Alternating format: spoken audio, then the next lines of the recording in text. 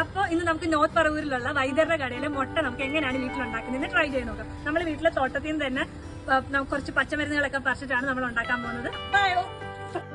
കറി leaves, കറിവേപ്പില, പുളിയാറിലാണ് നമ്മൾ അടുത്തെടുക്കാൻ പോകുന്നത്.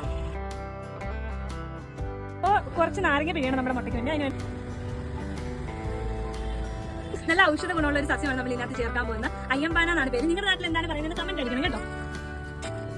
പൈൽസിനൊക്കെ നല്ല ആട്ടോ ഇത് കഴിക്കുന്നത്. മുക്കിച്ച് പറിക്കാലോ. പുതിനല പറിക്കുന്നുണ്ട്. കുറച്ച് പച്ചക്കുരുമുളകാണ് എടുക്കുന്നത്. നമ്മുടെ മുട്ടയുടെ മെയിൻ ഇൻഗ്രീഡിയന്റ് ആണ് കാന്താരി. കട്ട് ചെയ്തെടുക്കാം. പറിച്ചാലും കുഴപ്പമില്ല. പിന്നെ വെറുതെ കയ്യിൽ എരിവ് കൊടുക്കേണ്ട. കൊടവന്റെ ഇലയാണ് എടുക്കാൻ പോകുന്നത്. എല്ലാം നല്ലപോലെ കഴുകി വൃത്തിയാക്കിയതിന് ശേഷം നമുക്കൊരു മിക്സിയിലിട്ട് അരയ്ക്കാം. നിങ്ങൾക്ക് വേണമെങ്കിൽ അമ്മ യൂസ് ചെയ്യാം. മല്ലിയില ഞങ്ങൾ പുറത്തുനിന്ന് മേടിച്ചതാണ്. ഇത് വീട്ടിലുള്ള പച്ചമരുന്നുകൾ വെച്ച് ഉണ്ടാക്കുന്നതാണ്. ഇത് എക്സാക്ട് വൈദ്യരുടെ മുട്ടയുടെ റെസിപ്പി അല്ലെങ്കിൽ ഞങ്ങൾ റീക്രിയേറ്റ് ചെയ്ത് എടുത്ത് പറഞ്ഞതാണ്. കുറച്ച് ഉപ്പും നാരങ്ങനീരും കൂടെ ചേർത്ത് അരച്ചെടുത്തിട്ട് നമ്മൾ തേച്ച് കഴിഞ്ഞാൽ നമ്മുടെ ഏകദേശം നമ്മുടെ രീതിയിലുള്ള വൈദ്യരുടെ മുട്ട റെഡിയായി. Expression natural മതിട്ടോ.